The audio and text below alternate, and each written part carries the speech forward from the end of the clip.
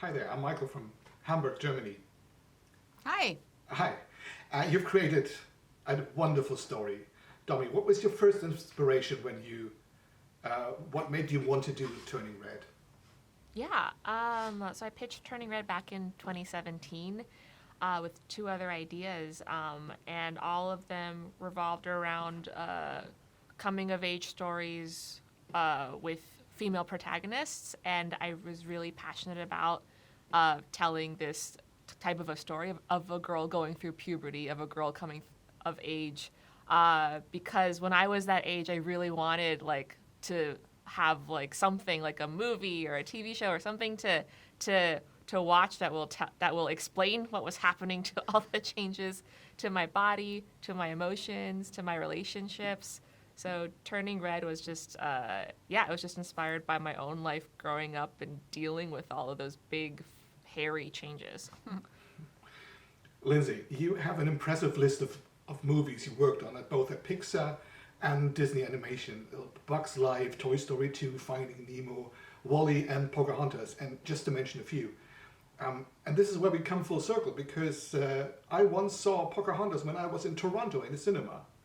So, so when you look back at all these films, what has changed over the course of years regarding your work?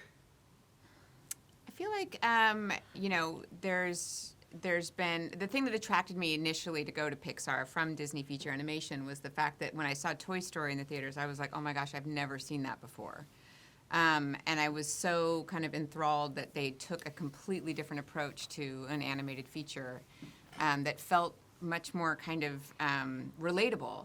Even the fact that it was toys, but for whatever reason, it felt relatable to me. It didn't feel like a fairy tale. It was like, oh, it's felt like real life in some ways, and I was super attracted to that. And I think, over the years, Pixar has continued to try to, tap into what is different and what is next and what feels real, even though they're obviously fantastical stories that take place. And I don't know if there has been one kind of that felt more real than this one in some ways. I mean, it's so specific and grounded in a very kind of memorable time in your life. If anybody's gone through it, it's like that is such a visceral kind of moment of time going through puberty, and the fact that it's kind of unapologetically talking about these kinds of issues. It's like the very best of what initially attracted me to Pixar was this just bold kind of, I'm going to take a totally different approach on it and tell a story that you've never seen before, and I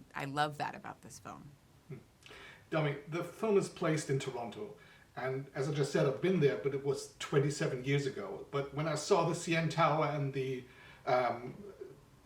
Sky Dome, I instantly remembered everything. So, what is so special about Toronto? I feel like it's such a unique and colorful and diverse city that is never really depicted in movies, or if you see it in movies, it's always pretending to be New York City or another big American city. And I really wanted to specifically set this movie in my hometown, because I just it's so unique. It's a big city, but there's still parts of it that feel like a small town, and I just love the diversity of it too. And I thought it'd be a fun challenge and a fun thing to try to put on the big screen. In every shot of the movie, you see all of the Torontonians in the background, and I'm really proud that we were able to get such a diverse cast of background characters. May's friends are really diverse and reflected my friends growing up. It's just a really special city to me. And it's a very special film indeed. So thank you very much for the interview. Thank you very much for the film, and good luck with it. Thank you.